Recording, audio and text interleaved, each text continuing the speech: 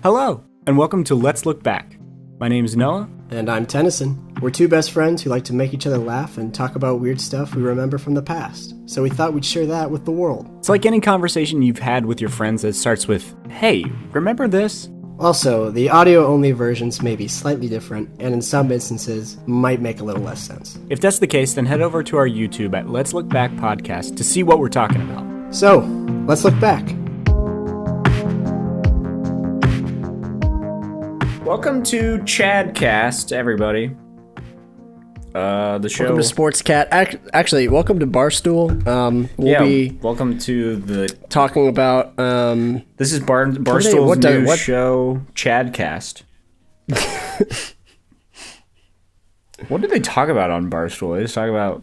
I just see sometimes people like retweet videos from Barstool. It's something stupid. Yeah. Like, I mean, I don't want to go find out. I'd never want to. Yeah, no, I don't want to waste time researching, but we can make assumptions. Yeah, and let's just assume what goes on there. Assume things about people. Yeah, let's assume things about people based on broad stereotypes and never educate ourselves and just live in that bubble. Anyway, welcome to the show today. Anyway, welcome to Let's Look Back. I think we're kind of keeping up that how did we describe it last time? Like the kickback version of we're podcast. chill. We talk about some things that we bring to the table and kind of see where it goes. Yeah, I guess that's kind of how it's always been. Yeah, I guess that's kind of how a podcast typically goes. Yeah, when you think about it, that is the formula. But then some of them are actually good, and they don't do that. So. And they plan their shit. I can't wait for people to start making drinking games for this podcast where it's like they act like it's a different podcast. They talk about how dumb their podcast is. Like just shit like that. Take a shot every time. Take a shot every time Tennyson says, "Oh my God," and. So what's up? What's up with you? I know there's so much going on right now. I'm making moves out here. And making moves. I'm trying to build. Well, I don't want to give away the kayfabe, so I'm just gonna keep the things on the DL. There you go. Yeah. Trying to build on this kayfabe. No, I'm hanging out. I'm hanging out, man. I'm just trying to make do. I'm getting better at not reading the news as much. I know I should. I should keep staying informed. Yeah, but I'm definitely getting better at limiting.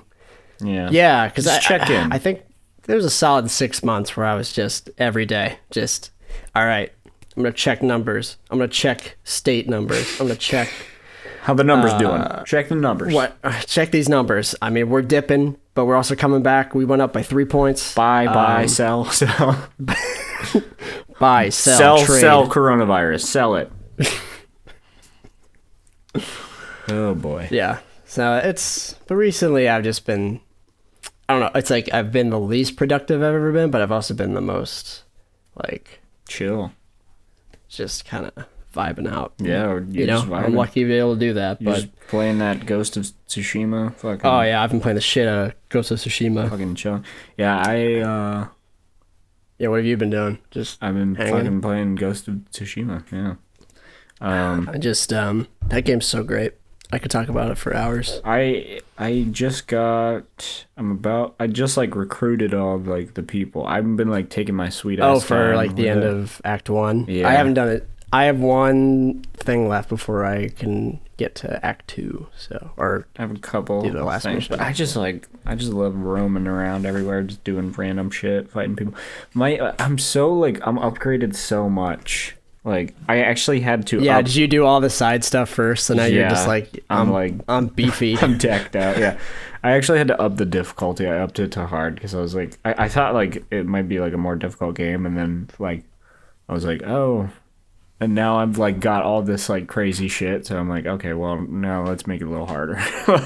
So I'm not just just fucking plow through these. Well, it's one of those games that's really good at making you want to do that. Yeah. Where you're not like, oh, I gotta go, excuse me, do like 5 side missions and then I have enough to do this main mission. So no, it's great. And this is officially the gaming podcast. Yeah, welcome to the Become What We Hate Most podcast. Yeah, and I just love all the like the random shit you can collect for absolutely no reason. Like, why am I? Oh yeah, why am I going around? Benefit you at all? Why am I going around looking up these fucking singing crickets? I don't know, but I want to get all of them. Why? I want to get them. How many times can I cut bamboo? Okay, that's the bamboo. Is the cutting bamboo. Fun. It's like so fun. It takes. I think I get it after 3 or 4 tries. And then I'm like, sounds like you're not a gamer.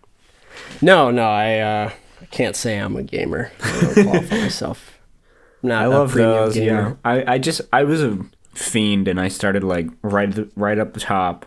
I got like a hot spring like really quickly, and then I like unlocked the thing where the wind takes you to all the hot springs, and I was just like, oh, I'm gonna fucking fiend all these so that you get all the health. My health, I stack my health up. I love that. Just like you're just running around. Confused.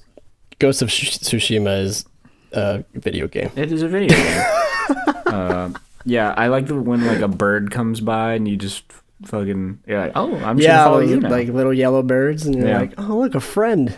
It's gonna guide me to something good. It's just like, yeah, no, I don't have anything. Yeah, nothing there. Good to add to that.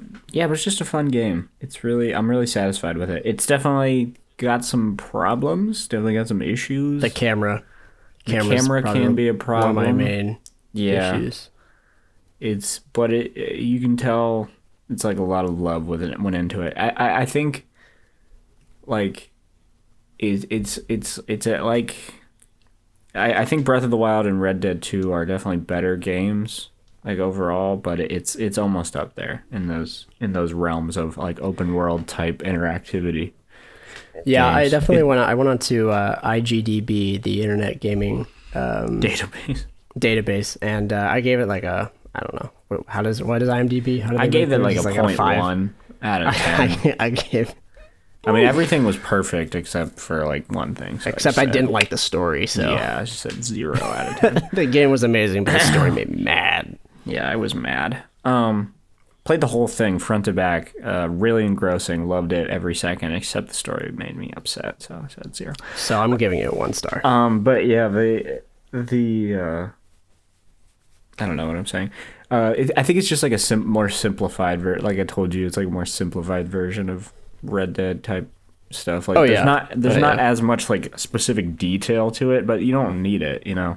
Like Red Dead has all this random fucking detail that you're like, I don't care. Like, I think in the end though, I do like the combat better. Oh yeah, the combat is like some of the most fun combat. It's one of the best combat systems I've ever played. I liked like Spider-Man's combat is good, but it gets pretty old. Like you kind of just have to do the same thing. They didn't give like enough variation to really like shake it up. And this game kind of proves that like there's no excuse that like you're limited to a certain number of buttons, but like you can easily. This is the first game that I've used like the touchpad in the middle of the PS4 controller. Yeah, that's the first game that I'm like actually like, oh, you can do like actually useful things with this. Like I can see where the wind is. Actually incorporated it. Wow, I can put my sword away, pull it out. I can like because most games it was like you want to see the map. It's like map. Hit the main big touch button. Map button. Pull up your HUD. That's it. Just push the big button. This one's like swipe in a specific way. I'm like, that's cool. That's cool. Yeah. Anyway, that's enough gamer talk, everybody. Sorry gamer about talk. That. Well, since we banned all the gamers, someone has to fill in that. That's true. Yeah, all the gamers have been exiled from society. We're the new IGN. Yeah, we're fucking God. Who went first last time? You did. You talked about piss. I did. You're. Yeah, I'm not talking about piss again. I've put in my. I've seen more Ford F-250s this past week since recording that than I've ever seen in my life. And it's probably just because I noticed them. You know what's going on inside those F-250s. I know, I can't not think of it. They're lifted so high, Keep your eyes open, brother. Keep your eyes open. I can't see into the bed. They're lifted so high, so I just have to assume they're filled with piss in there. With piss. Mm-hmm. Every F-250 is filled with piss. You would never know. You would never know it. But yeah, and that's why I'm. Go ahead. No, you go. No, please. No, I was saying I'm creating a new petition to stop this issue with the pissing in the F-250s. Stop the piss. Don't. Yeah, I need a good slogan. If you piss on this. Piss on pissing. You can't piss on hospitality.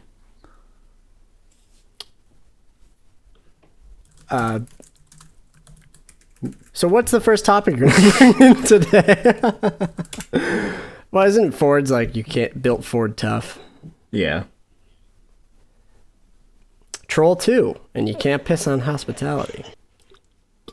Do you see this writing? Oh, wow. You know what it means? Hospitality. Hospitality. And you can't piss on hospitality. I won't allow it. I guess I should have showed the other scene where he just pisses on the food. It's way funnier. No, but it is very funny. But I think we got a little more out of that clip. We have to understand more about the characters. Yeah. I love how the plot of Trolls 2. I love how like that actor probably was like so excited for that monologue, but when he got to it, it's just like like. He just like is a fountain. He maintains the same tone. He's just like, you can't piss on hospitality. I'm tightening my belt loop because I'm starving. You were never poor.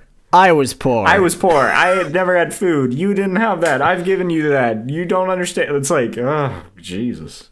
Anyway, speaking of actors, I think it's time we take a look back at a very interesting public figure, always in the public eye, but has had such a storied history that there's just so much to unpack. So today we're going to talk about Mr. Shia Labeouf. All right. Who is one of my favorite public figures, just because I don't even know, he just fascinates me. He's extremely fashionable. He's extremely fashionable. That is also true. He's a big trendsetter. I'm fascinated with him. I really can't make up my mind whether I like him or not. You know, not that matters or means anything, but it's just, I don't know. I do find him very fascinating though, and I respect him for the most part. But yeah, so who the fuck is Shia Labeouf? Everybody knows who Shia Labeouf is. He was in fucking. But in case someone does, he was in Even Stevens. He was in Even Stevens, which is a Disney show from 2000 to 2003. He was in Holes, and of fucking course, he was in Holes, one of my favorite movies of all time. I watched. So Holes was a van movie for us. We had that in the van. We watched that shit so many times. Was it the I forget, because there was like two different versions. Did you have the DVD player like in the car? Yeah. We talked about car seat. We had it in the ceiling. Came down from the ceiling. Yeah. So yeah, we watched like Holes all the time. But not only did we watch Holes, we watched the cast commentary version of Holes. Fucking so good. Like it has Shia and all the kids who play, like all of the D10 boys. Doesn't have like any of the adults. It's just all these like kid actors. Like it doesn't have fucking Sigourney Weaver or Tim. I don't remember his name, or just Tim. Just Tim. What's his name? I don't remember. But it doesn't have any of those like big time actors. It just has those fucking kids that nobody knows, and they're just having a great time. As it should have been. And it was awesome. It's like literally. I mean, I haven't seen a bunch of commentaries and cast commentaries and stuff, but like that is a great one. But yeah, so that just made me like him as a kid. But Mr. Labeouf has had quite a history with run-ins with like tabloid-esque things, like paparazzi type news, you know, like Britney Spears, Miley Cyrus-esque stuff, where they're always trying to nab them, and the paparazzi and the tabloids are always like, "Can't believe Shia did this." Like Did you watch Honey? Is it Honey Boy? Honey Boy. Did not watch Honey Boy yet. I haven't watched it yet either. But I think it's on Prime. Yeah, I've heard it's very good. But yeah, haven't seen it.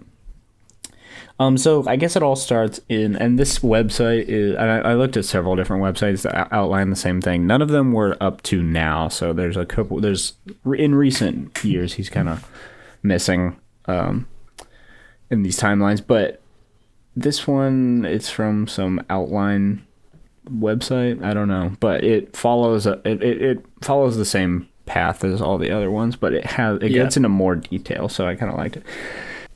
Oh, by the way, this article, I should say, is by Rebecca Hawks from The Telegraph. Oh, wait, no, this is... Yeah. I'll edit that back in at the beginning. But yeah, this article is Shia LaBeouf's Most Bizarre Moments Timeline by Rebecca Hawks. So the first incident we see Mr. LaBeouf in is 2005. A 19-year-old LaBeouf threatens a neighbor with a knife. After the neighbor allegedly insults LaBeouf's mother, the incident ends with him being attacked by the neighbor and 6 of his friends.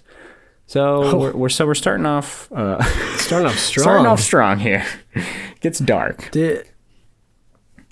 Damn. Yeah. I mean, if he was sticking up for his mom, I don't know. That sounds like the plot. I think I'm on Shia's side for that one. Yeah, no, I fuck with him. But it's just like this, he starts to like have this pattern of like violence that's like, okay, where is this coming from, Shia? June 2007. I don't know why this is included. I just like it. June 2007. Shia LaBeouf tells Entertainment Weekly that avoiding trouble is pretty simple when you think about it. According to the Star, his strategy is just don't fuck up. I'm pretty sure they include that because it's like right at the top, and like as you can see, he goes on for like 10 more years constantly fucking up. So yeah, it's pretty easy not to fuck up if you think about it. I mean, I think that Shia is just a fascinating person because as we get into it, as you'll see as we get into it, he is extremely self-aware, and he kind of uses that in art, and he's like a big fan of art and performance art, and he likes to use his already garnered fame as a kind of tool in his toolbox as a performance artist.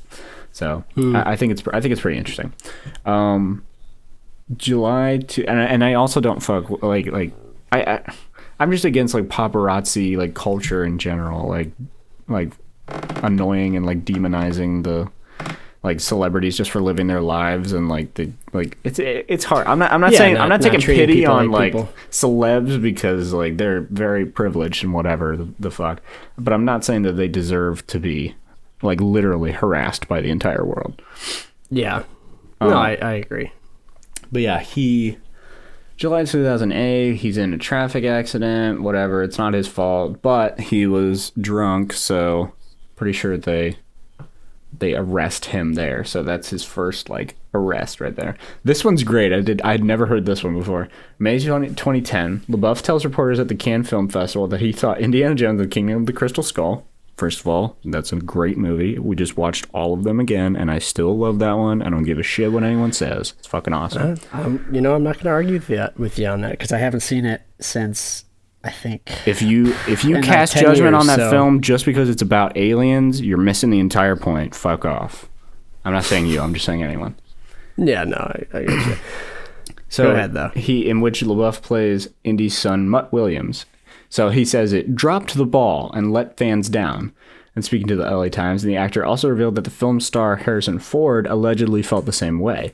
When asked whether his comments might annoy Steven Spielberg, LaBeouf said, "He needs to hear this. I love him. I love Steven. I have a relationship with Steven that supersedes our business work." Spielberg later released a statement saying that LaBeouf's comments had killed my spirits.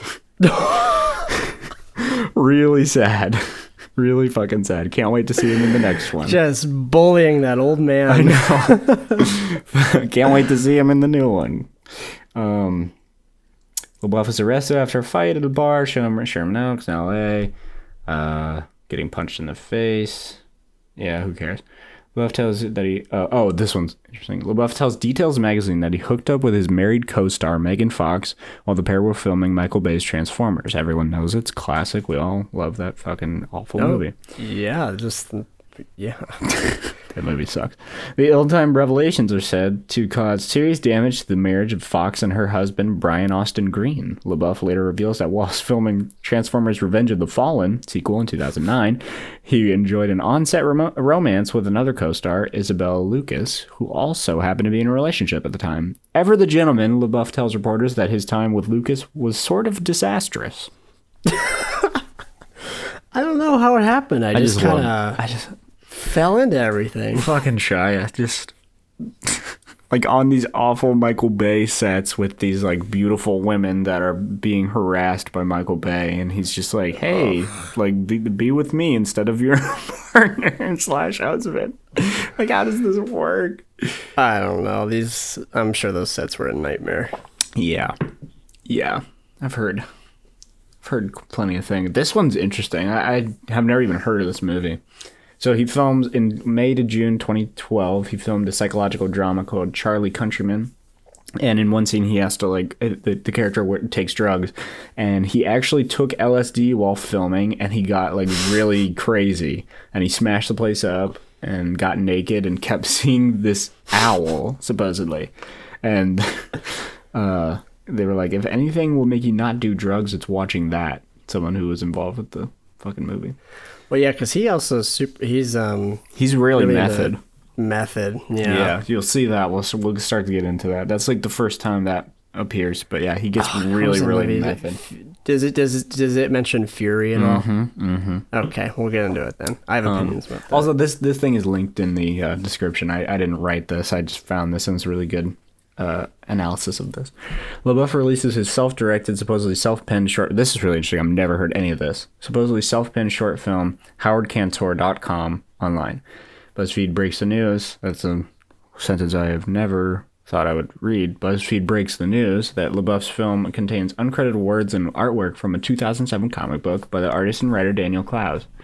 I was shocked, to say the least, when I saw that he took the script and even many of the visuals from a very personal story I did 6 or 7 years ago and passed it off as his own work, says Clowes. LaBeouf claims to have been inspired by Clowes' work. Clowes' editor, Eric Reynolds, accuses LaBeouf of shameless theft. Next day, LaBeouf tweets, I fucked up. That's how he apologizes for everything. So good. I fucked up. I just love the timestamps on all these. Like, it's literally goes day by day. It's like, here's this whole thing that happened. Next day, I fucked up. He responds to the allegations that he plagiarized work by tweeting a number of apparently heartfelt apologies. The tweets are soon discovered to be plagiarized versions of apologies from other public figures, including Nick Clegg. So funny. So fucking funny. I can't tell if he's just rolling through life or if he's a genius. It's kind of a mixture of both. Like, this part feels like, oh, I actually did fuck up. Like, he was like a really big fan of this work and didn't realize how much he was actually stealing. And then once that happened, he kind of got offended and like was like, oh, I can like lean into this and fuck with him. I think that's what it is. I think he's a very smart dude, but I think he fucks up a lot. He finally admits, and then December 31st, he finally admits to plagiarizing the writer in a short film. On New Year's Eve, LaBeouf attempts to make amends by hiring a plane to skywrite, I am sorry, Daniel Clowes, over LA. Like, and he just does these weird-ass gestures that I'm like, you are not real.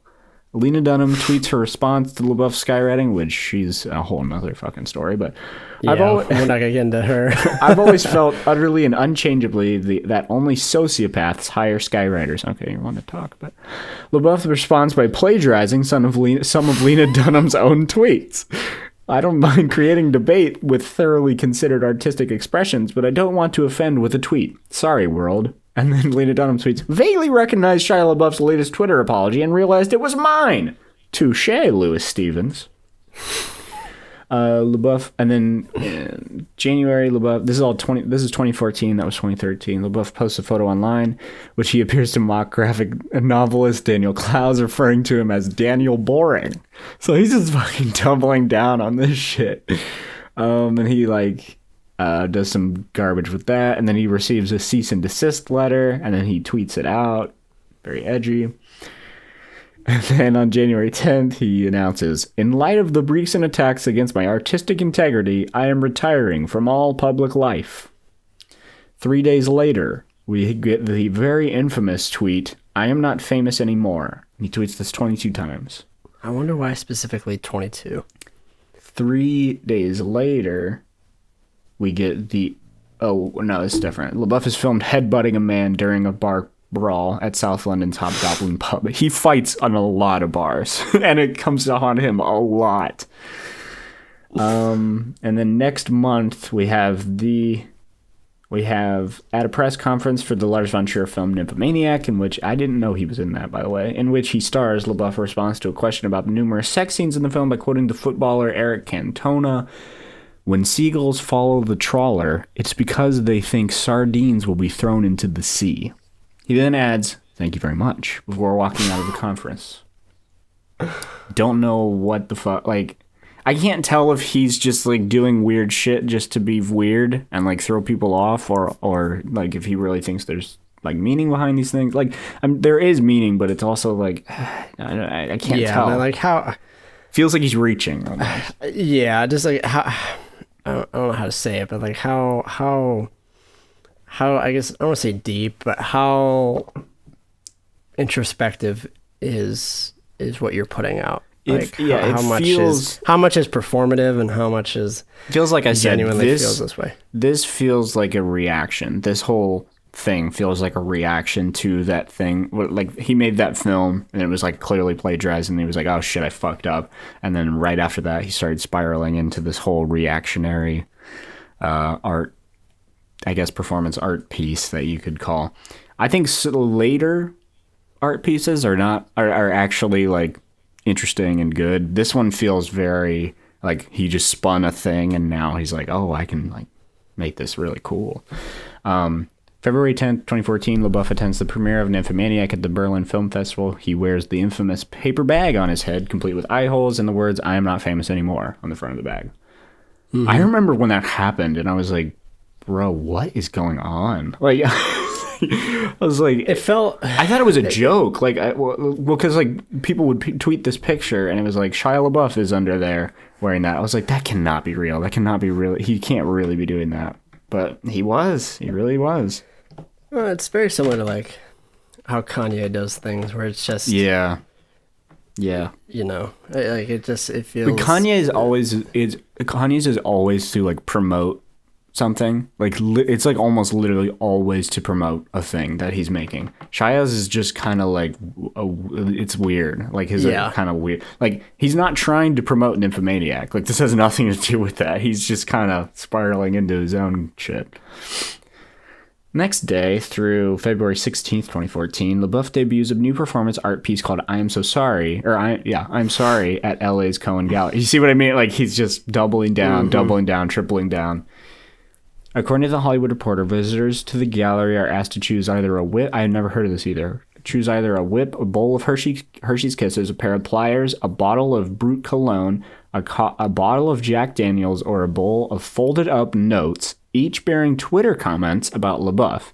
They are then led into a room where Labeouf sits at a small wooden table, the now famous paper bag declaring, I am not famous anymore, placed over his head. Occasionally, Labeouf removes the bag from his head and silently cries. So, like, It's really, like, he teeters on the line of, like, that's a really interesting concept. Also, that's been done before. Shit like that has been done before and done and done and done. But... Well, maybe he's recognizing that nothing he does seems to be doing is original, and it's sent him into a... I mean, I think that is one of the meta ideas, kind of one of the points behind meta context I Am Sorry. Yeah.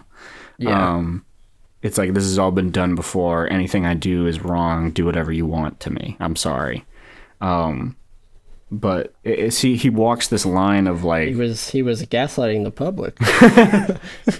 He walks this line of, like, really doing a very interesting dissection of celebrity and public figures and media in Hollywood, and also just making shit up and copying it from other people, but then also that's kind of the point at the same time. It's very weird. And it makes me, I don't know how I feel about it all, you know? And obviously this is old. This is like 6 years old, so he's way different now, but yeah. And now we get to the part that you were talking about. While preparing for his film Fury, Labeouf had his tooth shaved down to below the gum line. That fucking, that hurt. Like, that hurts just thinking about it. So his character could sound like he had been smacked in the face by the recoil of the gun. And that's not the only thing he did. David Ayer, the director, told us right from the gate, I need you to give me everything. So I'm going to read this like Shia Labeouf, actually.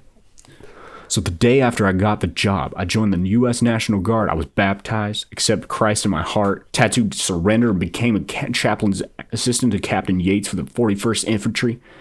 I spent a month living on a forward operating base. Then I linked up with my cast and went to Fort Irwin. I pulled my tooth out and knifed my face up and spent days watching horses die. I didn't bathe for 4 months. It's like, what? Who knows if that's true? I want to make that my bio now. Yeah, I want that to be a copy pasta, like that whole thing. Pulled my tooth out and have my face up and spent days watching horses die. Those last 2 lines. That's what I tell my kids when they ask about the pandemic. I'm just gonna I pulled my tooth out, knocked my face up. I spent days watching horses die. I didn't days watching for 4 months. I feel like there's a Red Dead 2 meme in there somewhere. I spent days watching horses die. You know, and he did all that work for like a mediocre war film. I've never even seen it. I've heard it was pretty okay. It's so okay that I hate it. It's so I don't know. It was like it tried to criticize like, you know, like World War II. We're always like America, hoorah, and it tries to like shed a light on like, yeah, the Americans were also kind of fucked up and doing some shit, and like I'm all about that. It's just like the way I don't know, something about the movie. It was really boring. Not a big David Ayer fan, huh? I like David Ayer. This movie in particular just did not enjoy it. I think Brad Pitt and Tom Hardy are also in that, right? Is Brad Pitt in that? Yeah, Brad Pitt's in it. Okay. He was John like Bernthal. Right off of Inglourious Basterds. He was like, I'm not gonna stop. I'm gonna stay in this era and do what I want. I think John Bernthal is also in that film. Who's the Punisher? You remember? Okay, I think the worst war movie I've ever seen. Not to get off. No, please go off topic. Don't care. Is Monuments Men. Oh, I've never seen that, but I know what it is. Matt Damon and Matthew Damon. Is it John Goodman? And I love John Goodman. I love him too, but it's a horrible movie. Which one is that? Is that the one where they're trying to get the shit back from the Nazis, like the art back from Pretty the much, Nazis? yeah, like all the famous art and installations. Cool concept, though. It's a great concept. I just don't fuck with Matt Damon. It's a horrible movie. Pretty much anything Matt Damon's in, I'm like, really? That's an interesting take. How is that? Really? Is it? I feel like a lot of people don't like him. Okay, well, Matt Damon doesn't... I don't see Matt Damon... Like, it says starring Matt Damon, and then I'm like, I'm going to see it. I like some of the movies that Matt Damon is in because I don't mean like he's in. I don't mean like every movie he's in is bad. I'm just saying like I don't really like him in things. Oh, like him as a person? Okay, now I see what you're saying. Yeah. I mean, like I wasn't like fuck Interstellar, Matt. He's in this for 3 minutes. Oh, that's right, he is. I completely forgot. That's a movie I need to. Yeah, he shows up in there. Need to watch so does Timothy Chalamet. Remember that?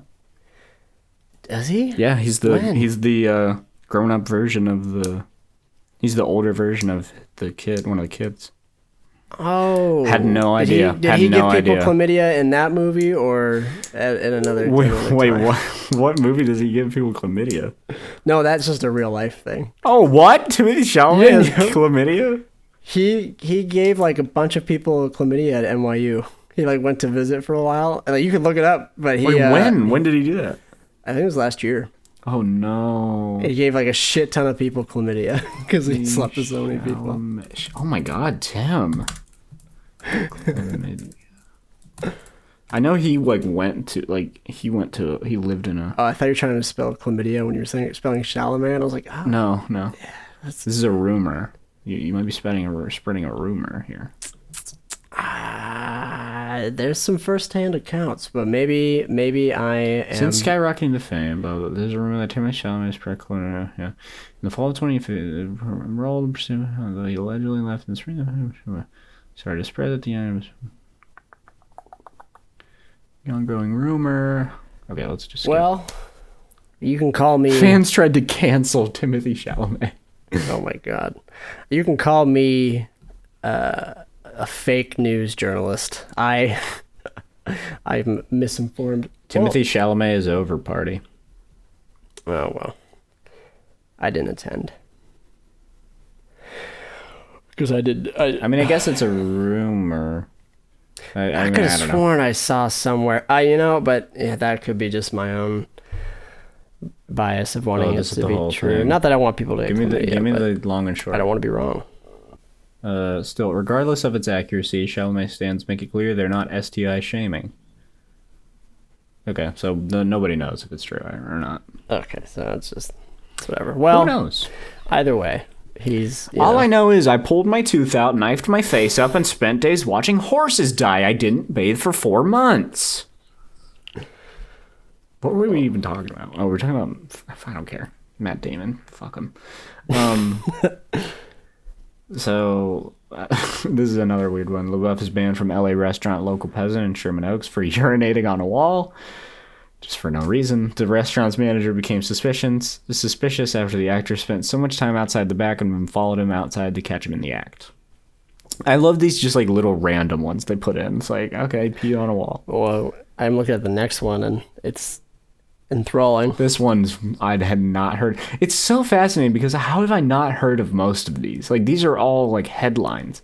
Yeah, he's just constantly creating chaos. And you can't tell if I mean clearly we'll get to this later, but he battles alcohol and other addictive substances, so he's kind of fucked up most of the time. Labeouf chases a homeless man, demanding he hand over his McDonald's. A video of the incident.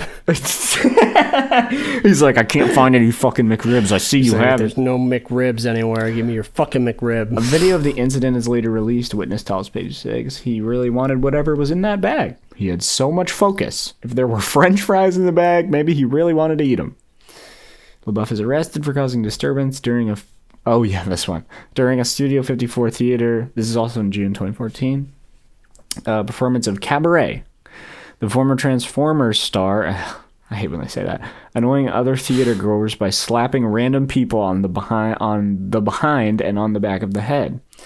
He was just assaulting people. And he had to be given a mask when he refused to stop spitting at people. Jesus Christ. So he was pre-COVID. He had this mask.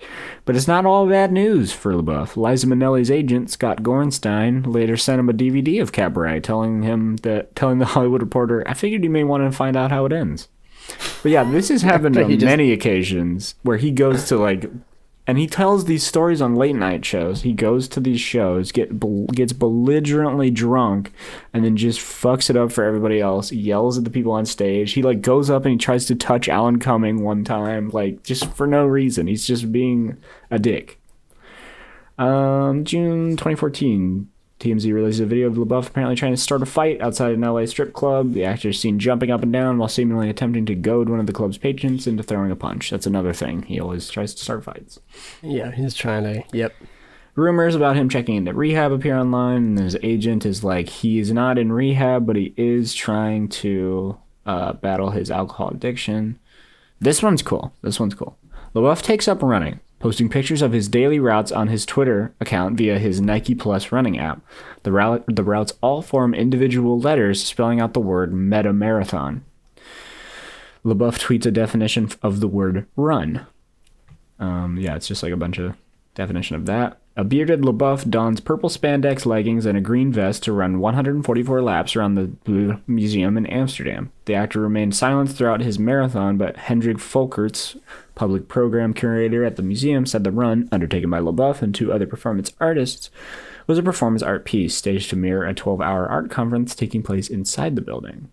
So here's just him running. There he is. According to BBC News, Mr. Volker said, as we were having a marathon conference inside the museum, we also wanted a reflection of that outside. Nobody can do it better than Shia and the other artists at this performance. So it's kind of cool. Nobody can do it better. I know. Call in Shia. Nobody can do it better. But yeah, Shia. I mean, it's kind of interesting, but it's also what? Like, what's the point? Yeah. This is actually the thing that I remember that made me want to dive into this whole thing. November 10th, 2014, the actor watches every film he had ever appeared in a marathon nonstop screening while live streaming footage of his face. He calls the experiment #AllMyMovies. Fans join in by live tweeting his funniest facial reactions. He finishes Transformers 3, shakes his head, and leaves the cinema for an hour.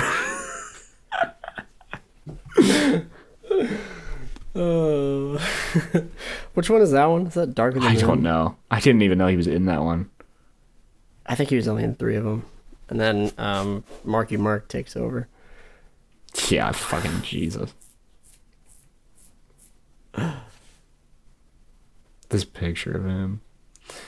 But yeah, that was like kind of the thing that I was like, God, remember when he did that? That was fucking weird. Yeah. Oh, where were we? Yeah, sorry, I'm just like going through this, but like I just want to just talk about pretty much everything. A good idea of our friend Shia here.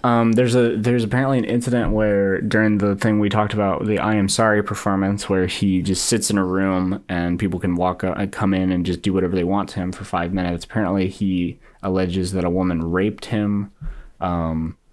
They don't know if that, and then like his 2 collaborators said that they kind of backpedaled. They were like, that didn't necessarily happen. We saw what was starting to happen, and she was going to initiate something, and we stopped it immediately. So, but I mean, like everything Chai says, he likes to exaggerate, and like that did he really not bathe for 4 months? Who knows? But yes, apparently a woman did try to like assault him, but they put a stop to it immediately. But scary. But it's just like he would just like let that happen just for the sake of art. It's like weird and interesting. This is another weird thing I had never heard of. The actor is accused of stealing lyrics from a rap crew when he performed a freestyle and a video of Labeouf in which he's seen shirtless and spitting while energetically rapping went viral online. The Honey Dark, an MC and music producer who's part of a rap collective called the Anomalies, then accused Labeouf of plagiarism, saying, "You can't rip songs from my Anomalies crew, recite them in freestyle as your own, then not expect to be called out by actual MCs. A straight disrespect to lyricism." So you see this theme start to appear where I'm noticing a pattern. Where he plagiarizes it. Like, it's so interesting because like he just is a creature of habit in so many ways. Like, he just is always starting fights. He's always like plagiarizing weird shit and like acting like he didn't. Labeouf, and then December 2015. I missed a great one. Referring to his own rapping skills, Labeouf declared himself to be the best to do this since Tupac. His rap video has since been removed from YouTube. Yeah, there's a weird race element that starts to come into play. Actually, I don't think this article talks about it, but he was arrested in Atlanta, Georgia one time. Maybe this does. Here it is. Yeah, that's in 2017. Yeah. We'll get into that. It's very weird because you think he believes one thing and then he says things that don't make sense. But anyway, Labeouf in December 10th, 2015, Labeouf launches a new art project, #TouchMySoul, in which members of the public were encouraged to phone him up and speak to him on a publicly listed number. Pretty interesting. I remember that one. I would have done it. Yeah, I don't remember that one. That sounds cool. May to June 2016. With his regular collaborators, Ronco and Turner, Labeouf starts a new performance, #TakeMeAnywhere, in which they tweet out their GPS coordinates and encourage members of the public to come meet them and take them away for different activities. 5 fans take Labeouf for lunch at a bar in Colorado. During the meal, the actor reportedly refers to himself as a mirror and claims his father used to juggle chickens for a living. All right. And then this is like the big one that was in the news as well. In January 21st, 2017, with Jaden Smith, son of actor Will Smith, yeah, we got it, Labeouf launches a 4-year-long performance art project in protest against U.S. President Donald Trump. And the project, members of the public are asked to stand in front of a camera at New York's Museum of Moving Images and recite the words, "He will not divide us," for an online live stream. I do remember this. January 24th, the actor is arrested live on camera after pushing a man who said Hitler did nothing wrong while pretending to take a selfie with him. The incident occurred outside Labeouf's "He Will Not Divide Us" installation. Yeah, that one I remember being like, all right, Shia, I agree. No, yeah, well, it was fucked because that dude clearly was trying to goad him into fighting him. And he didn't really do anything. Like, the guy was up in Shia's face, taking a selfie with him. Then he said that fucked shit, so he just pushed him.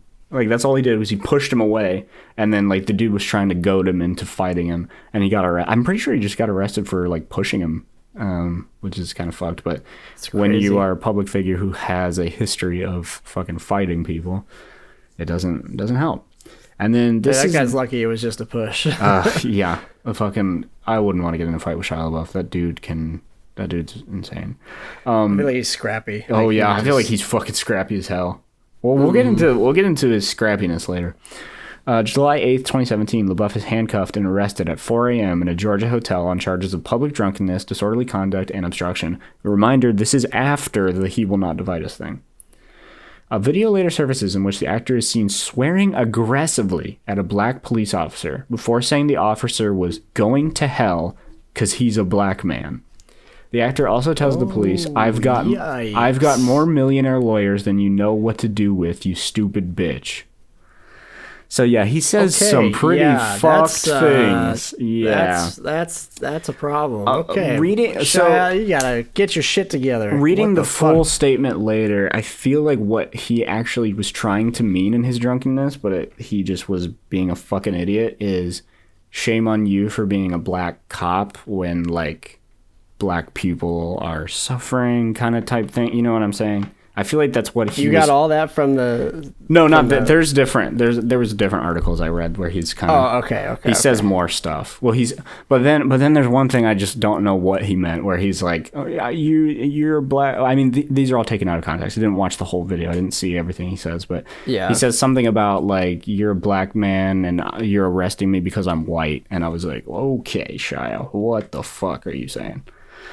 Yeah, dude, he needs to chill the fuck out. That's the fascinating thing is like he says one thing, but then like he does this shit, and it's like, who really are you? Be racist, or he's aggressive, or but also like against Trump. I don't know. It's weird. He's all over the fucking board. Weird. Yeah.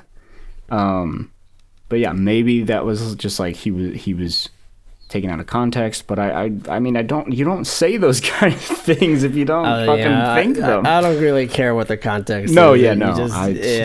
It's fucked. Only so much. Yeah. It's fucked, yes.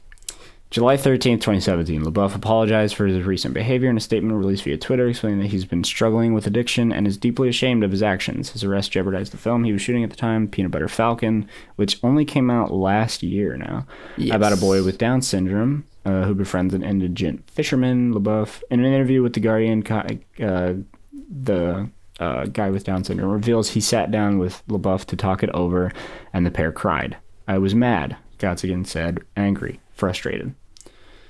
September 7, 2017, while promoting his new film Borg McEnroe, in which tennis star John McEnroe, Labeouf compared the fiery-tempered sportsman to Mozart. McEnroe had previously expressed mixed feelings about Labeouf's casting, calling the actor crazy. When asked why he didn't give many interviews, Labeouf says, I do interviews. I'm right here. Yikes. Yeah. I didn't know. Shia is scary. Yeah, he kind of scares me. Every day for 10 days, Labeouf posts... Oh, this is February 2018. Every day for 10 days, Labeouf posts a seemingly random and personal statement on his Twitter feed. These include, I wouldn't dream of letting a surgeon anywhere near my eyes. And, there are plants in the desert that you won't find anywhere else. September 2019, appearing on Complex's Hot Ones YouTube series, Labeouf addressed rumors that he had once wrestled Tom Hardy to the ground while fully naked while on the set of their 2012 film Lawless. He said Hardy had run into his house to prank him and initiated the fight. Shia explained, Tom Hardy runs into my room and the girl I was with at the time was terrified. And she's like, ah! And she covered up and she ran into the kitchen. I'm sorry, I'm not doing my voice. And she's like, ah, and she covered up, and she ran into the kitchen, picked me up. I didn't have nothing on, so I'm naked on his shoulder. We wound up inching over to where the stairs were, and he fell down the stairs, and he wound up hurting his back. Yeah, Bernthal. Dude, celebrities. Bernthal scrappy. Yeah, Bernthal. I mean, Hardy can rap. Hardy can rap, and Bernthal can rap, and they can all rap, and they can all fight, too. We can all fight and wrestle. Like, that's how he talks. And I'm like, where did this come from? Where did you get this, like, dialect? This is... I don't know. He's a weird fucking dude. That's the end. What a weird motherfucker. That's the end. He has. That's a. Yeah. If you want to watch a really good, like, I think that's my favorite Hot Ones episode because it's so strange. I have seen that one. It's really good. Yeah, it's I would so recommend. Fucking weird. There's would other like recommend little checking that things one I out. think I missed, but yeah. I think we got a good idea. Yeah, we though. got a good picture of Mr. Shia, Mr. Labeouf. Mr. Labeouf. But yeah, he, like I said, he's just a person who fascinates me. Like, as an actor and as an artist, I don't want to say admire him because I don't really. I just think he's interesting. I wouldn't look at him as a role model, but yeah, I see what you're saying. Where he's. It's weird. It's a weird thing because I don't think he's racist. I don't think he's racist, but it's also like I don't want to give him credit that he doesn't deserve, you know? It's like... Yeah, I'm not going to really give him any slack on that, but I also, like, I see the intrigue as far as, like, what is this dude's purpose? Like, what is he going for anything? And he is all over the board, but, yeah, I'm curious to see what's going to, you know... I think he's... what he's going to do. I mean, I think he's calmed down next. a little bit. I think he's kind of reeled back and... Yeah, he did Honey Boy and Peanut Butter Falcon. Both came out last year, and he did a bunch of press for those. And I remember, do you watch? Have you ever seen any of those actors on actors interviews where it's just an actor interviewing another actor? Yeah, I've seen a few. Those are great. Have you seen the one between him and Kristen Stewart? No, that's a good combo. That's a really good combo. It's really interesting because he's like the most like brutally honest dude, and he like people, like, when we talk, we kind of have like these social norms and like social, like this coding of our language that's kind of built into everything. Yeah. And with him, he doesn't really do that. He and you see it in the Hot Ones interview too. Like, Sean will ask him a question and he'll just be, and he'll just, he like, there's no agenda behind anything he's saying. And, like, Kristen Stewart will talk like a normal person. She'll, like, follow social norms and say things, like, in a way you kind of expect her to say things. Shia just says things. And she'll say something and he's like, "What do you mean by that?" And she's like, "Oh, well, I don't know." He's like, "No, you do. You know what you mean. What do you mean by that?" And she's like, well, and then she like has to explain herself, and it's like such an interesting form of conversation and communication. I'm just like, I don't know how you operate on that level at all times. Like, it's just interesting to me. But but yeah, I would check it. You should check it out. It's pretty weird. Huh. Welcome to the Shia Standcast. We're standing Shia. We love everything he's ever done. He's never done anything wrong. You're speaking on a term, on a level that I simply am completely on board with. Welcome to the. What do you mean by that? What do you mean by that? What do you mean by that? No, yeah, he's just a weird ass fucking dude. Yeah, he's one of those celebrities that you're like, what the fuck happened? But he's also like, to see what's next. It's also like he's a person who the things he does wouldn't really be that interesting if he wasn't famous. You know, that's kind of the irony of it. No, he would be if he wasn't famous. No one would give a shit. No one would give a shit, and also I think there would be less. I think people would have less, give him less slack. I think he would be held to a higher standard. Yeah. Like, you can't, normal, average, everyday people can't go around doing what he's doing, and it's not socially acceptable. But because he's a celebrity, he gets away with doing this kind of batshit stuff. I do think that he's changed somewhat. I do think that he felt genuine remorse, and he's gotten help with his alcoholism. I'm not saying that excuses his behavior. Clearly has addictive issues. Yeah. But I'm not excusing his behavior, but I'm just excited to hopefully see that he goes in a nice direction in the future, because I think he's got potential to be a very, very accomplished artist and person. I just think the path he was on was quite dark and bad. But yeah. And it's good that he seems to be in some ways turning it around. I mean, he seems very remorseful for the shit he's done, but who knows? I don't know anything about him. But yeah, so that was just something that I've thought about. Like I said, the specific thing where he like watched all his movies is so interesting to me. Like I remember when it happened, and I was like, "That's such an interesting idea. How has no one ever done that?" Like, and that made me want to kind of talk to him. And then I was like researching Shia, and then I was like, "Okay, Jesus, we could just talk about everything. We just keep going here." So yeah, I just want to give you like an overview and like your thoughts about him. I definitely have a better idea now of, I guess not everything about him, but I do have I can definitely, I understand a little bit more. Because I used to like every once in a while I'd read an article or see a story that I was like, man, he's just kind of acting like an asshole. But yeah, getting all this information and the context, not all the context, but I guess seeing the pattern of behavior and it's very interesting. You're right. It's like one of those situations you don't know where you stand. Fascinating. Yeah. I don't necessarily know where I would, because like fundamentally stand with him. There are like specific instances fundamentally that go against things that I believe, but then you also see this like these recurring themes and ideas that he tries to explore that are inherently interesting and make you think that he's a good person. So I don't know. I don't know. Like I said, man, he's the ultimate gaslighter. All I know is Holes is one of the best movies ever. That's all I know. Oh, also, all he's saying. This is the most recent like news item about him is he's in another David Ayer movie. I don't remember what it's called, and that's not how you spell that. Shia Labeouf. If I just Google it, it'll come up. If I just Google it, he's looking at Tax Collector. I just Google it. Tax Collector. That's the movie. He got like a full chest of like actual tattoos. Like he actually tattooed like his whole chest and like front body, like abs and shit,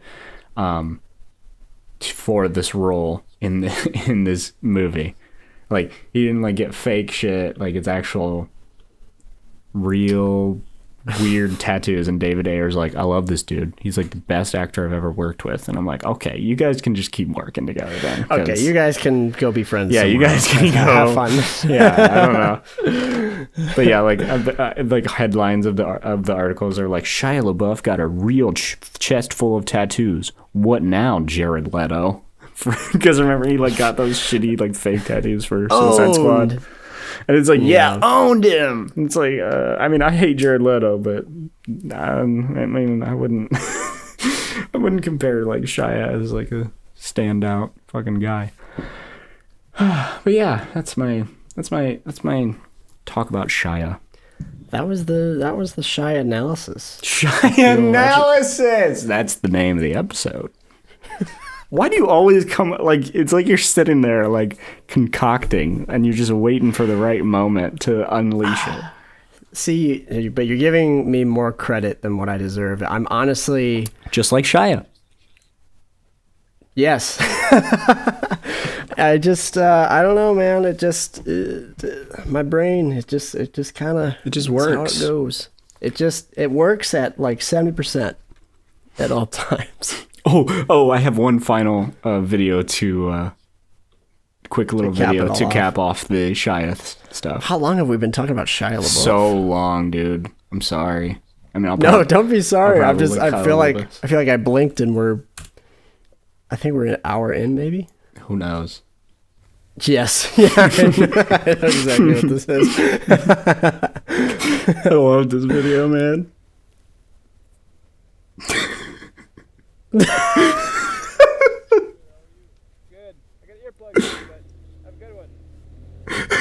It's just like, okay, for audio listeners, it's the video where like a guy's on a motorcycle and he has a GoPro and he pulls up to a stoplight and he's just sitting there for like 20 seconds.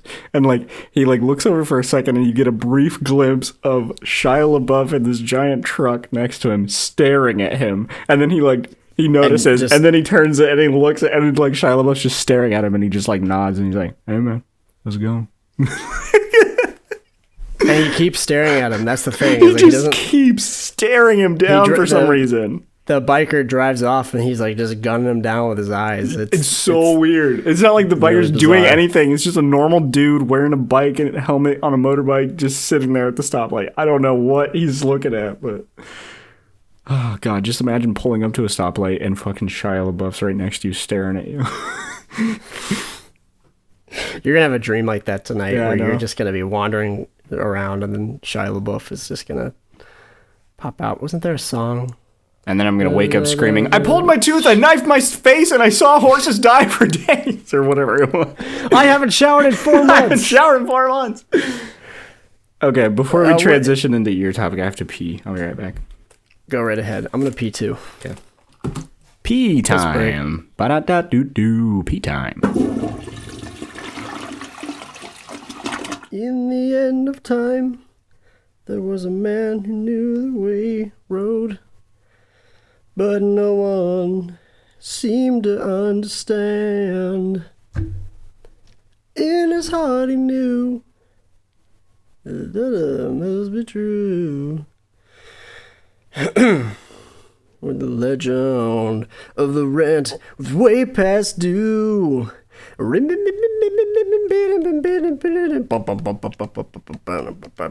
you think you're without me? You think you can kick me out of the band? Well, there's just one problem there. The band is mine. How can you kick me out of what is mine? Welcome back. I took out my tooth. I knifed my face up. Watched some horses die. I'm ready. Well, and I did not shower in preparation for this, so we're good to go. Oh, great. Okay. All right. So you ready? I'm ready. You settled in? You cozy? Yeah. I don't like that you're preparing me like this, but sure. Yeah. No. I mean, you're gonna be fine. I promise. Okay. So I'm a little nervous.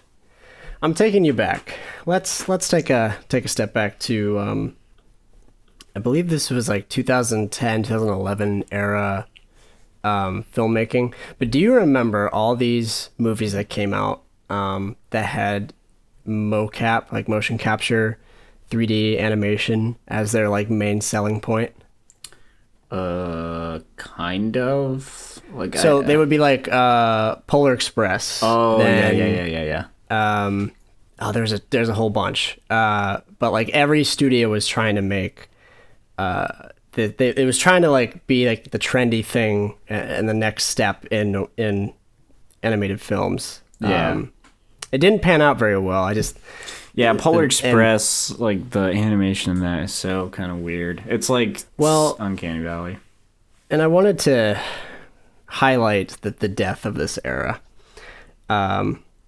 If you want to click on this trailer from a 2011 film, you'll know it right away. I want to highlight the end of the saga of mocap animated children's films. The aspect ratio of this. Oh, hell now, before you play it, we might get, I don't know, copyright's going to be like Disney may fuck us over. Is this a Disney if there's no movie? Audio for this, I apologize. It is a Disney movie. I had no idea. They swept they swept this under the fucking rug. We're going to talk about that. So go ahead and hit play. We'll get some context for the film Mars Needs Moms, 2011. Absolutely no one saw this film. Oh my God. Ew, I didn't know this is what it looked like. Look at this animation. The kid's face. What? It only gets worse, my friend. It only gets worse. I don't know why. Speaking of School of Rock, that's the principal. I know. Joanne Cusack. It's Joanne Cusack? Yeah.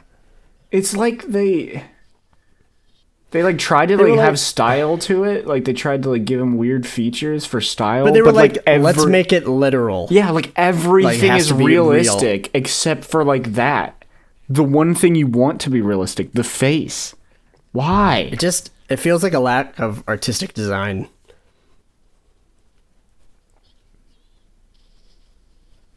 Oh no. Yeah, this looks like fucking Polar Express. But right? Well, and there were a ton of movies somehow. Because I originally was going to talk about a different film like this, but this captured my attention a bit more. That guy looks pretty cool, though. He looks pretty good. Weird. I watched some like highlights and some clips. He seems to be the most interesting part of the film. Everything else is kind of bland. Like, that guy doesn't look too bad. He doesn't look great, but... What the fuck? This movie, nothing about this movie makes me want to see it. I want to avoid it at all costs. No. Ugh. And look at the designs of the... Ugh. It's awful. So I'm assuming you know nothing about, like, the premise of this movie at all. I mean, I assume it's Martians need Earth moms for some reason, or just moms in general. We'll get into it because it's an interesting concept. By interesting, I mean really strange. I have a headache. You're supposed to enjoy this movie? Yeah, I'm exhausted after watching that. I'm watching the whole movie. All right. Yeah, no, I was exhausted watching some of these clips. So, and we're not gonna watch any because I don't want to fuck with it. But thank God. Essentially, okay, this was Disney's #1 loss of all time. Whoa! Like this was their biggest flop that they've ever had. Holy shit! They lost $111 million, not counting the $60 million they put into marketing the film. $111 million. $111 million, like in the tank. Almost $200 million. That's how much money. Like they put so much money into this because they wanted to get ahead.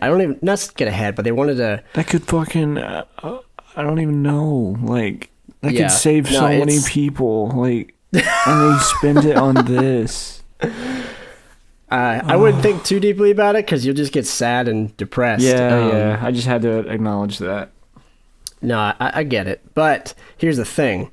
So Mars Needs Moms is based off of a children's book called Mars Needs Moms, but like completely different look, style, idea, everything. See, this concept works for a children's book. I've seen so many wackadoo fucking children's books in my day, like that have weird ass concepts like this. That it's like, yeah, sure, that's it, yeah.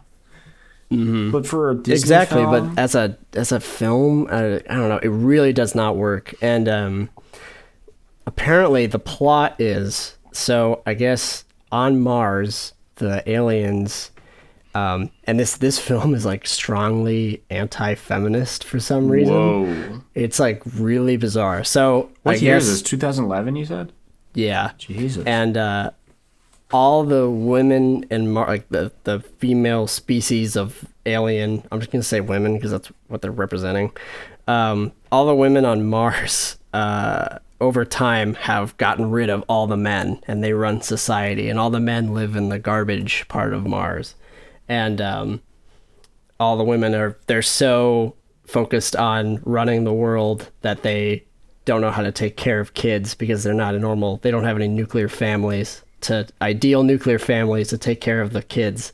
So they kidnap Earth moms to download their mother programming, and then they kill the moms. What? Jesus Christ. Yeah, no, it's that's the actual plot. You can look it up. Yeah, it's really bizarre. It's a really odd take on women and power and how this like female-led society. Well, this actually reminds me of a comic story, actually. The Femizons, written by Stan Lee and John Romita Sr., First group to be called Femizons were the women of Femizonia, a gynarchic future world, an alternate timeline where women had become Amazon-like warriors ruling over male slaves. It was the world that produced Thundra, recurring anime, and later ally of the thing. But yeah, it's like this idea that it's like a fucked. Like Stan Lee wrote this. 1971 came out. It's like a fucked concept of like, whoa, what if women were in charge? But it's not even like the heroes aren't like the women. Like the heroes are the men who like overthrow the women who are in charge. It's like that's how Mars Needs Moms is. Well, it's like bad. And then like the main, there's like that one alien. I get her name's like Ki or Aki. I don't know. She's like, she loves Earth culture, and she's like a weeaboo for Earth. Yeah, she's like a weeb. She's an Earth weeb, and she falls in love with the guy, the bigger guy. I don't know what his name is. Okay, I thought you were gonna say the kid. I was like, ugh. No. She doesn't fall with the kid. And they start like the new nuclear family, and it's just really. God. It's a really like I interesting get it, choices kind of, by Disney. I get it, kind of. Like, but like some of the implications are weird. That's the thing. It's like on the surface, I like the execution. It's not super obvious, but when you look into it, it's really bizarre. It feels like they were trying to go more for like a diversity thing. Like, oh, like everybody. Like, and I'm pretty sure combined. Joanne Cusack's character, they don't have a name for her. It's just like mom, she's like, and all it is like her. She's just a stay-at-home wife who does all the laundry and all this stuff. Like, I don't know. I felt, and we need even that. for 2011, it felt weird. I was like, this is. I don't know, Disney. This is a little. Well, Disney's definitely guilty of that crap. But I've literally never. I don't think I've ever seen. Like, I thought I knew what Mars Needs Moms was. That's not what I. I did too. And then I looked into it and I was like, this movie's. Well, because you always hear it as a meme. Going on. You always hear it as a meme. Fucking Mars Needs Moms is a meme. But, like, I swear I remembered, like, Mars Needs Moms trailers. That's not what I remember at all. So, well, and you would, because you would remember the trailers because they spent $60 million on marketing. Yeah, they made sure it was drilled in your brain. For no one to see it. That's why it's a meme, is because everyone saw the trailers, but we never fucking saw the movie. Last thing I wanted to check on Mars Needs Moms. Mars Needs Shia. Unless, could you imagine? I watched horses die. I'm gonna lead the revolution on this planet. He went. Yeah, he. I didn't know if you had any thoughts on like the era of mocap. Yeah, well, I just the style. I don't like Polar Express. I don't like Polar Express. Not a fan of Polar Express, mostly because of the animation. I think as a story, it's fine. There's some good scenes, but I really like. It's not. I don't watch it every year. I really can't get into it. I don't know. It's also another case of like a short children's book being made into a feature-length film. Like, why and how? Yeah, it's like Cloudy with a Chance of Meatballs. Movie. Like, how would you make Cloudy with a Chance of Meatballs into a movie? But Cloudy with a Chance of Meatballs. I never saw the second one, but the first one is actually what I like. See, but at least what they did there was they completely kind of did not stick to the book, but they have like different creative. I'm talking about the actual artistic style was different. Yeah. And like they went with different colors and all this stuff. Yeah, I like the style of the film way more than the Cloudy with a Chance of Meatballs book style. Yeah. Well, and the problem with this like mocap era was they were trying to make everything so realistic. Like it's not interesting. There's no like direction and no color. It's just like, well, you know why they look like real people. You know why all the faces in Polar Express look fucked, right? I feel like I've read this somewhere, but go ahead. The only actor they used to model every face is Tom Hanks, right? So every single person looks like a weird amalgamation of Tom Hanks and other people. I never knew that until recently, and then I was like, "Holy shit, that makes so much sense." But yeah, it's like now I'll never the see weird. It's like I get it. I get the like. I want to just say, if you were trying to make it so realistic, why even make it animation, just film it. But do live action. But like, seriously. I understand they want to make it fantastical, and it's way harder to blend like a live action with like a CG world. So just make it all CG. I get that. I get it. But you need to, when you do that, you need to it needs to either be photorealistic or it needs to have style. Like, and that weird middle ground is like, not cutting it. There's no creative direction. It's so literal. Like, they're on Mars. This is what Mars looks like. Yeah. Here like you can't even say the aliens are very creative. They're just kind of bland and they don't. I don't know. Good films, specifically like good science, like good films that use technology. I mean, you lean into the limitations of their technology. Like Star Wars the first one leaned into the limitations of the technology and did interesting things with it. This one did not. You know who directed this film? It was I was gonna ask H.G. Wells' son, Brian, I think. What? Brian Wells. Yeah, I'm not even kidding. And then it was Robert Zemeckis, whatever. He produced it, and the director is H.G. Wells' son. I believe his name is Brian Wells. Holy shit! I might gotta fact check myself. Imagine on that, but fucking H.G. Wells, one of like the fucking forefathers of science fiction. Their son made fucking Mars Needs Moms. Holy shit. But the thing is, I think he's made other films that are good. Simon Wells, not Brian Wells. Doesn't matter. If you made Mars Needs Moms, I'm sorry. That's on your record. He directed The Prince of Egypt. Spirit, Stallion of the Cimarron. Spirit? Bro, Yeah. where'd you go wrong? You know, a little horse action. Bro, where did you go wrong? He watched horses die on he watched horses die every day. Where did he go wrong, man? I mean, he's just like, I'm sure he's just like a Disney crony. Balto. He's just a Disney crony that they were like, here you go. Yeah, he's got a new one. Little Disney cuck. Yeah. Well, I mean, you know how it is. Like, they have like their handpicked people they like. Yeah, they're like, we know you can direct this away, or you know what you'll do. What we say, yeah, exactly. So. We know that you will listen to us and do exactly what we want. Yeah, that's why Edgar Wright doesn't. Just a cog in the machine. That's why Edgar Wright did not direct Ant-Man. Yep. Because they were like, we can't actually tell you what to do. Huh? Okay. As always, I like to check out the Amazon reviews. Oh, yeah. So if you want to click on that, like, they're mostly positive because I think it's a family film, so a lot of like moms and dads. I mean, if you're going, my kid loved it. If you're gonna go see this, I think you already are just like, I don't care. Look at that star rating on Amazon Prime. Peabody and Mr. Sherman. Like, what is that movie? It's bullshit. Wait, what is it's all bullshit. No, it's all bullshit. Escape from Planet Earth. None of it's real. None of it matters. What the hell is Escape from Planet Earth? Remember? I haven't showered in 4 months. Remember Monsters vs. Aliens? That was a great movie. Fuck no. Monster House, yeah, but Monster House is great. Monsters vs. Aliens. You know who made Monster House? Dan Harmon. Really? Yeah, no, that's not a joke. Dan Harmon. I know. Wrote it. I think Spielberg produced it, but I don't know. Dan Harmon and Rob Schraub wrote it. Oh, that makes. I watched this a lot as a kid, actually. I did too. It was always on Comcast, which I don't know what channel, but like it always played. Like, you could watch it at any time. Anyway, how do I see reviews for? Oh, there. I just scroll down. Great movie. I'm not even trying this to one's read in French. Yeah. Super cute, but I really like this movie. My 6-year-old often asks to watch this often. It's creative and funny. Well, tons of great actors, but mild curse words like "damn" or "hell" show up a few times. Which is why I gave it a 4 out of 5. Do you still need your mom? I think there's.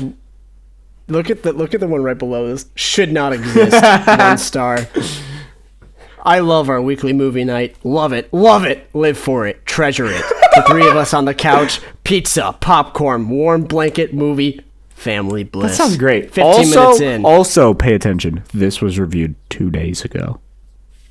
Oh shit! I didn't even see that. I even read this through and was like, I'm gonna read this out loud. I did not see when they posted it. That's horrible. Okay. 15 minutes in, I moved on to cleaning the bathrooms, doing laundry. I hate cleaning the bathroom. I avoid doing laundry. 30 minutes in, I was joined by my wife. Just under an hour in, our son had mercifully fallen asleep. 1 star should not exist. I agree with this person. Good job. I love it. Not affixed to the placeholder. Vladimir Putin. Literally, an account called Vladimir Putin reviewed this and said not affixed to the placeholder. Vladimir needs moms. Russia needs moms. We ordered this DVD and the disc was obviously that could be a good title too. That's true. Yeah. We should title the podcast Russia needs moms. There's a lot of good names this episode. We ordered this DVD and the disc was obviously moving around inside the packaging. I had to open it up and press it onto the middle bubble that holds it in place. By then the disc was already scratched and now it is opened, even though I intended on gifting it to my daughter. You're intending on gifting this to your daughter for Christmas? Like, this isn't even a year ago. You're a horrible father. Feminists will love this movie until the end. Oh yeah, this guy's like, feminists get owned in this movie. Holy shit! Nice literally listen to this. I think he's being ironic, or not being ironic. He's being serious. Nice anti-feminist movie. It's like he's all about it. He's like, nice anti-feminist movie. Shows what the society can become if left to run only by women, and shows the importance of men and having a whole nuclear family intact. Fucking Christ, Oleg.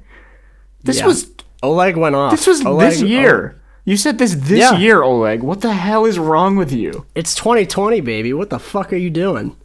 How this wasn't a major hit at the cinema, I'll never know. I've got all the excitement you could wish for when the young boy boards a spaceship that's kidnapped his mother to become a mother on Mars, ... The people he meets, the aliens, the chases, the gripping bits where you think he's jing to get it, jing to get caught. Just watch it, period. You'll see what I mean, period. Kids loved this one. Woof, that one was hard to read. And then Amazon customer says, good. And then they say, good.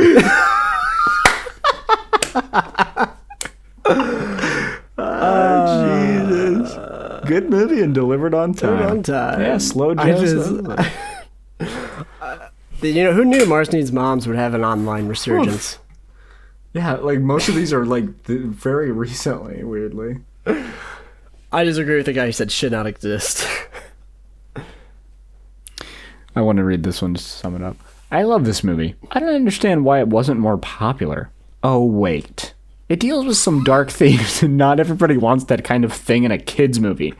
I'm not one to shirk from discussions of death and loss. So my son and I both had a good cry and a few laughs while watching this movie.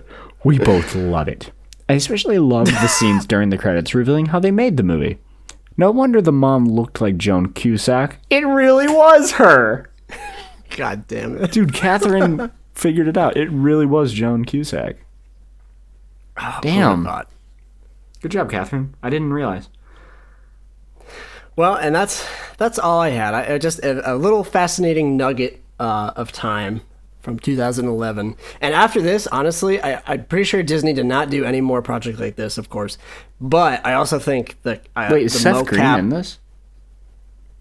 Is he? I don't know. It says Seth Green. Ooh, weird. Let's look. Yeah, he's the kid. Huh. Wait. Hold on. Follows 9-year-old Milo, played by Seth Green for the motion capture, but voiced by child actor Seth Dusky. So Seth Green is kind of in the movie, but not really. Like his he acts it out, but it's not his voice. That's so weird. I've never heard of that. I have never heard of that. Interesting choice to replace the kid's voice with an adult man. Oh my goodness. Right. Oh my goodness. Epstein. Oh my gosh, he went in. This is actually never mind. I was gonna make an Epstein joke now. It's okay, I was holding my tongue too. There's a few in there. Let's not touch it.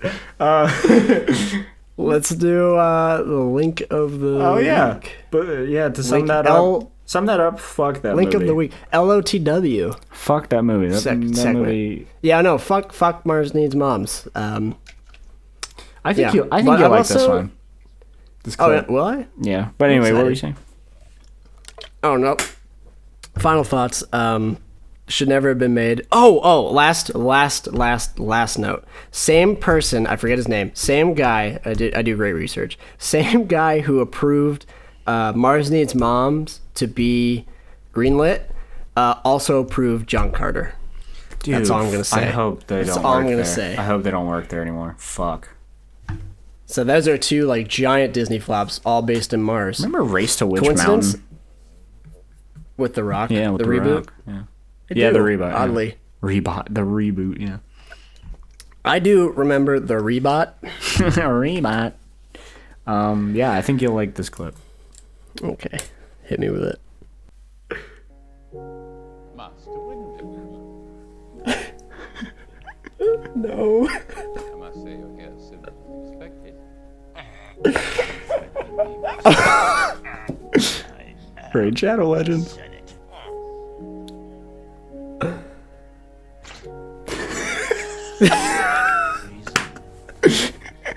It's done so well.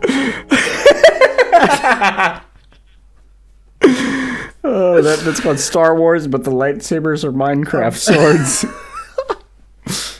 Oh, I love it. That's great. Disney's really gonna come for us on this one. Yeah, they're not. They're like, happy. Mars Needs Moms and Star Wars. You guys are asking for it. You guys, well, that's a copyright strike if I've ever seen one. Oh boy. This is a good one. Yeah, this was fun. I had a good time. Yeah. I'm starving though. I want to eat Starboard something. Marvin. Starboard. It's 10 o'clock at night. Starboard bow. Starboard bowels. Starboard the bowels. Swab the bowels. Swab the poop deck, son. We had to throw in toilet humor somewhere in there. I want my mommy, Mr. Squidward. Anyway. All right. Anyway. Thanks, guys and girls and gays and thems and everybody else too for coming Yeah. along. Thanks, guys.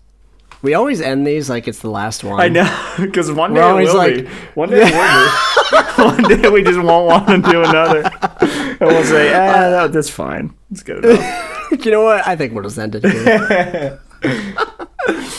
Oh, yeah, we always do our exits like I know. We never like do. We might not see you We again. used to do like just like a weird. Well, actually, okay. Last episode we did a weird outro, but like we always like preface it with just like, yeah. Well, that was fun, everybody. I had a good time. Did you have a good time? What we learned today, everybody. Well, we'll see you next week. We'll see you next week. Stay safe out there. And don't rip out your teeth, don't knife up your face, and don't watch horses die, everybody. Please shower. Please shower. Stay clean. Yeah. It's a germy world.